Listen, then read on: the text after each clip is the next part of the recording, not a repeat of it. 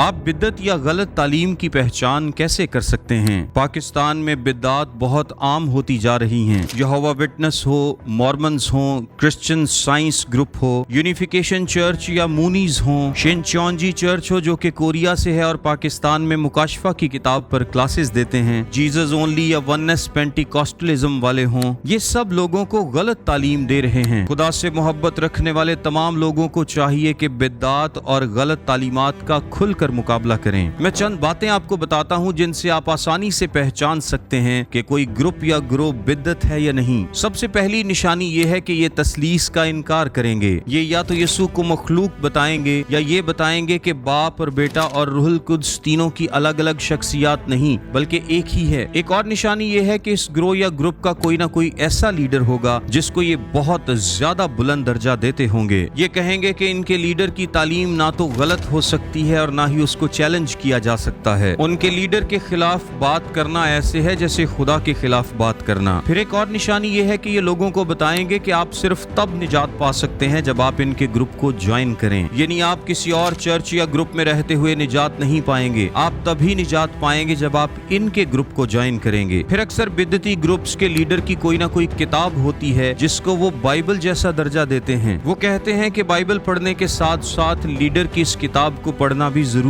है और अगर आप इस किताब को नहीं पढ़ते तो आप बाइबल को भी नहीं समझ पाएंगे। एक और निशानी ये है कि बिद्दती लोग आपको दूसरे चर्चिस से किनारा करने को कहेंगे क्योंकि उनकी तालीम ये है कि बाकी लोग ठीक नहीं हैं, सिर्फ उनका चर्च या इदारा ठीक है। फिर ये सिर्फ यीशु पर ईमान लाने से निजात के कॉन्सेप्ट को भी चेंज करेंगे। ये उसके साथ अमाल को भी शामिल करेंगे। ये आपको बताएंगे कि इल्हाम अब भी जारी है और मुकम्मल नहीं हुआ। अगर आप एक ऐसे ग्रुप का हिस्सा हैं जिन पर इनमें से एक या एक से ज्यादा बात सादिक आती है तो आप गलत जानिब गामजन हैं। खुद भी बचें और दूसरों को भी बचाएं और इस वीडियो को शेयर करके हमारे साथ इस मिशन का हिस्सा बने कि हम बिद्दात का मुकाबला करेंगे।